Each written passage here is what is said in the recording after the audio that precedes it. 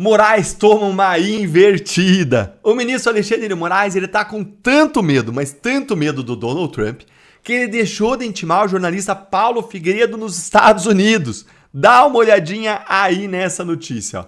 Processo contra ex-apresentador da Jovem Pan por trama golpista emperra, sem intimação pessoal. 2 meses depois da denúncia da PGR sobre a trama golpista de 22, os processos contra os acusados avançam na velocidade da luz, como vocês têm acompanhado aqui no canal, com uma única exceção: o processo do ex-apresentador da Jovem Pan, o Paulo Figueiredo. Ele mora lá nos Estados Unidos há 10 anos e o jornalista acusado de atacar oficiais generais contrários ao golpe de Estado não foi intimado pessoalmente e acabou tendo a sua defesa entregue à DPU, que é a Defensoria Pública da União. Os defensores públicos eles não conseguiram contato com o Figueiredo e eles pediram aí para o ministro Alexandre de Moraes a suspensão do prazo para apresentação da defesa prévia do acusado. Sem conversar com o denunciado, a DPU diz que a apresentação de uma defesa prévia seria uma mera formalidade e configuraria violação ao devido processo legal. Certíssima aí a Defensoria Pública da União. Não tem como apresentar defesa sem falar com a pessoa que é acusada, para saber dos fatos, saber das provas que ele tem à disposição e por aí vai. Agora, ministro Alexandre de Moraes, Paulo Figueiredo mora aí nos Estados Unidos há 10 anos. Todo mundo sabe disso. A justiça brasileira e você, mais do que todo mundo, sabem disso. E você sabe, inclusive, qual que é o endereço dele lá nos Estados Unidos. Então, por que você não manda uma carta rogatória, um pedido de cooperação jurídica internacional para citar o Paulo Figueiredo na ação penal do golpe? Afinal, esse seria o procedimento padrão, correto, o adequado.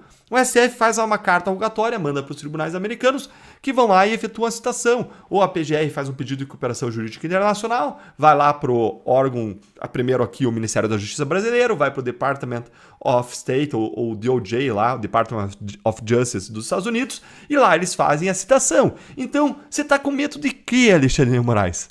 Olha o que o Paulo Figueiredo aqui respondeu.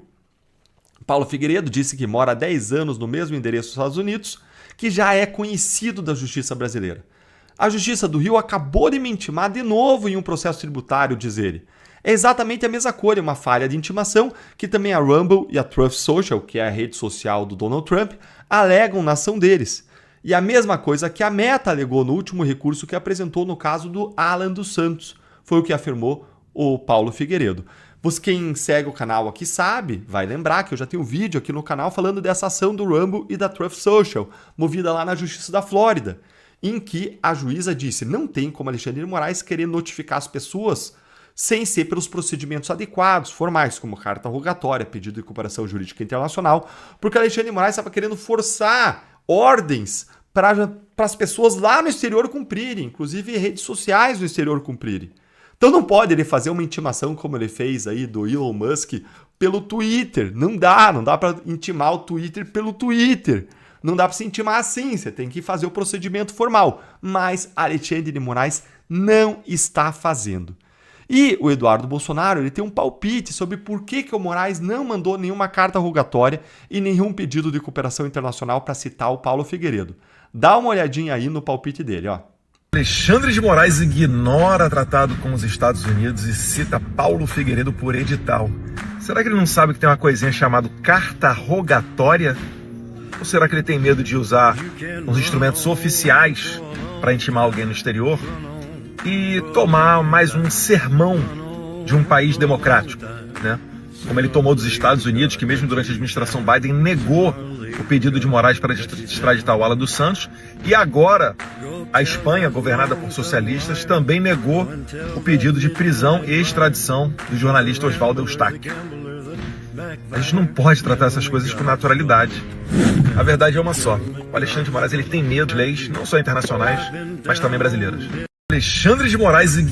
É isso aí, gente. Alexandre de Moraes não para de tomar invertida no exterior. Vocês só acompanharam aqui em outros vídeos como ele tomou uma mega invertida lá na Espanha, agora, recentemente. E olha, parece que o medo do Moraes ele é tão grande que, em vez de seguir o procedimento formal e legal correto, o Moraes cometeu uma ilegalidade dupla. O que ele fez? Ele mandou citar o Paulo Figueiredo por edital, como disse o Eduardo Bolsonaro. Ou seja, você vai lá e publica o edital com a notícia do processo para citar a pessoa, em vez de entregar para ela as informações concretas, reais sobre o processo nas mãos dela. E essa citação por edital ela é inadequada para o caso do Paulo Figueiredo. Por quê? Porque esse tipo de citação ela só é possível quando o réu está em local incerto e não sabido. E é diferente a situação do Paulo Figueiredo, porque todo mundo sabe onde ele mora. Só que ele mora nos Estados Unidos. E o Moraes mandou ainda a Defensoria Pública defender o Paulo Figueiredo, o que é uma farsa, já que sem contato com ele é impossível fazer uma defesa efetiva. Dá uma olhadinha aí, ó. Com os endereços desatualizados, Moraes determinou a citação de Figueiredo por edital, procedimento adotado quando a justiça esgota todas as possibilidades de localização do denunciado. Só que nesse caso ele nem foi atrás, né? O ministro ainda determinou que a DPU escolhesse um defensor público para representar o acusado no processo.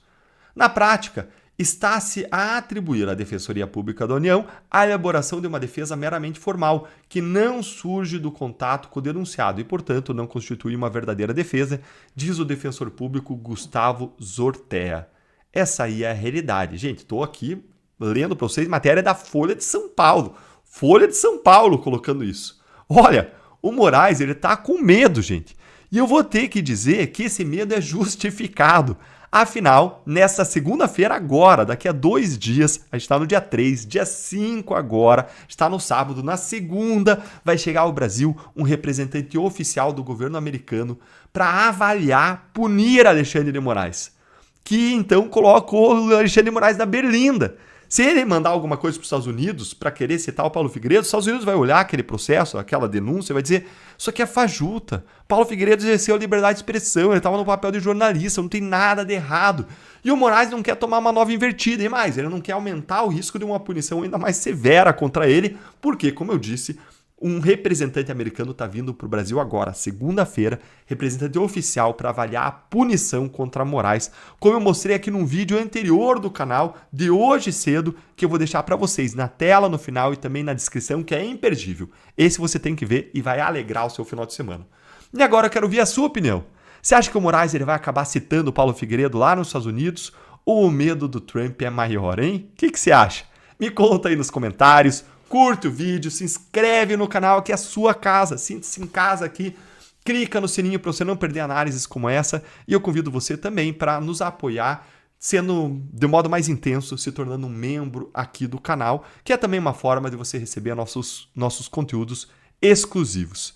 Muito obrigado, um grande abraço e tenha um final de semana abençoado com a sua família.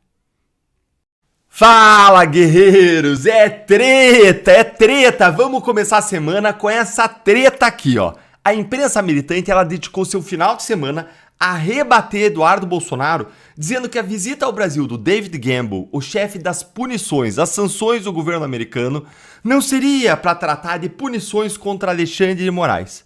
E agora, gente, quem que tá falando a verdade, hein?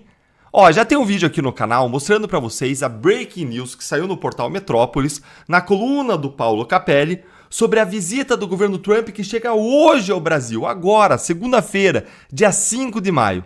A notícia confirmada pelo Eduardo Bolsonaro é a de que o David Gamble vem ao Brasil para avaliar punições contra Alexandre de Moraes. Só que, eis que surgiu a imprensa militante para desmentir Eduardo Bolsonaro. Olha aí. Jamil Chad, guarda o nome dele, Jamil Chad dizendo: governo Trump desmente Eduardo Bolsonaro sobre viagem de funcionário ao Brasil. Mas será que desmentiu mesmo? O que será que foi que o governo americano disse que levou o jornalista militante a dizer isso aí, hein? Vamos conferir, ó. Olha lá, a versão do governo americano foi outra. Desmentiu Eduardo Bolsonaro. Vamos ver o que o governo americano disse. Aspas. O Departamento de Estado dos Estados Unidos enviará uma delegação a Brasília, chefiada por David Gamble, chefe interino da coordenação de sanções. Ele participará de uma série de reuniões bilaterais sobre organizações criminosas transnacionais, discutirá programas e sanções dos Estados Unidos voltados ao combate ao terrorismo e ao tráfico de drogas. Isso quem disse aí foi a assessoria de imprensa da Embaixada dos Estados Unidos no Brasil. Mas espera aí, onde nesse comunicado que está dizendo que o David Gamble não vai discutir punições contra o Moraes? Onde no comunicado a embaixada negou isso? Ela não negou coisa alguma, nem desmentiu Eduardo Bolsonaro. E aí o jornalista do Metrópolis, outro jornalista, o Sam Pencher, ele precisou aí mostrar isso no X, Ele foi lá pro X e mostrou como que o jornalista militante, o Jamil Chad, publicou uma informação falsa para descredibilizar Eduardo Bolsonaro e fazer entender que seria tudo uma mentira do Eduardo. Olha aqui, ó, dá uma olhadinha aí, ó. Eu vou depois mostrar para você com uma prova ainda mais forte de que é mentira o que o Jamil Chad disse. E por fim, acompanhe a minha impressão sobre o trabalho do Jamil Chad com base no meu testemunho, na minha experiência da Lava Jato. Então dá uma olhadinha aqui no que o Sam Puncher disse, ó. Integrante do governo Trump responsável por sanções internacionais, o David Gamble chegará ao Brasil na segunda-feira. A Embaixada dos Estados Unidos informou ao UOL que Gamble discutirá programas e sanções voltadas ao combate ao terrorismo e ao tráfico de drogas. Já o colunista Paulo Capelli apurou que, além dos encontros oficiais, o Gamble se encontrará com o ex-presidente Jair Bolsonaro e que deve tratar de pedidos de sanções ao ministro Alexandre de Moraes. Segue aqui. Portanto, é falsa a informação de que a Embaixada dos Estados Unidos tenha desmentido qualquer indivíduo. É falso, ele foi categórico, certo ele? É falsa a informação de que a Embaixada desmentiu. A Embaixada, como órgão de governo, confirmou reuniões com outros órgãos de governo e não descartou em agendas informações adicionais. Ou seja, mais uma vez, mentiras, falsidades, fake news da imprensa militante, que, como sempre, estão autorizados a fazer fake news, né? A imprensa militante pode, pelo bem da democracia. Afinal, Alexandre de Moraes só quer saber das fake news quando vem da direita, não é? E para mostrar para vocês como isso é realmente uma fake news, o que o Jamil Chad fez é uma fake news de jornalista militante, olha só o que saiu depois na CNN para completa humilhação do Jamil Chad do UOL. E deixa o seu like no vídeo para esse vídeo chegar a mais gente e as pessoas entenderem como que o jornalista militante funciona, como o jornalismo militante funciona. Eles têm megafones da imprensa e nós temos a rede social e nós temos você. Nós temos uns aos outros para espalhar a verdade e o joinha aqui nos ajuda a fazer a nossa voz conjunta chegar mais longe. Nos ajuda a fazer a verdade chegar mais longe. Dá uma olhadinha aí, ó. Conversa com Bolsonaro será prioridade para o governo Trump, dizem fontes. Segundo a apuração da CNN com fontes do governo norte-americano e da oposição no Brasil, integrantes do Departamento de Estado do governo Trump afirmaram que uma conversa com o ex-presidente Jair Bolsonaro será a prioridade número 1 da delegação. Não é que vai acontecer, é a prioridade número 1 da delegação. Essa é a verdade. Essa é a verdade. A comitiva deve ir à casa do ex-presidente em Brasília no final da tarde desta segunda-feira. A CNN apurou ainda que membros do governo Trump querem conversar com políticos da oposição sobre detalhes das ações de autoridades brasileiras contra a liberdade de expressão a jornalistas e a políticos de direita, além das articulações sobre a possibilidade de regulamentar as redes sociais do país. A possibilidade de sanções a autoridades por parte do governo Trump será um tema abordado na conversa, também segundo fontes ouvidas pela CNN. Portanto, Eduardo Bolsonaro falou a verdade, Paulo Capelli falou a verdade. E é mentira, é fake news, é desinformação de imprensa militante, aquilo que o Jamil Chad veio e disse. Como a gente já devia saber. Afinal, é óbvio que o governo americano, por meio da embaixada, não vai confirmar publicamente que vai sancionar um ministro do STF brasileiro logo antes da viagem ao país, porque isso ia criar embaraços para a delegação. E o governo Trump ele não precisa da viagem para sancionar o Moraes ou qualquer outra pessoa. São coisas completamente separadas.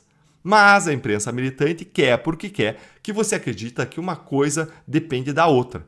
Eles são ideológicos, eles mentem. Agora eu vou te falar o que eu testemunhei na Lava Jato. O jornalista Jamil Chad ele cobriu o trabalho internacional da Lava Jato e a cooperação com a Suíça desde o começo da investigação. E ele sabia como que funcionava a cooperação internacional.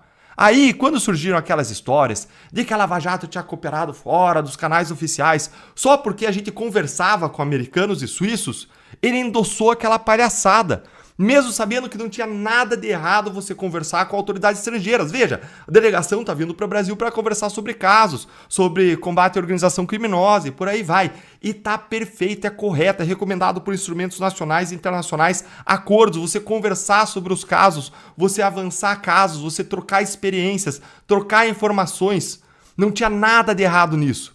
Um colega da Lava Jato explicou isso para o Jamil 1000 vezes. Confirmou que ele sabia que era assim. Afinal de contas, ele cobre esse tipo de coisa faz tempo.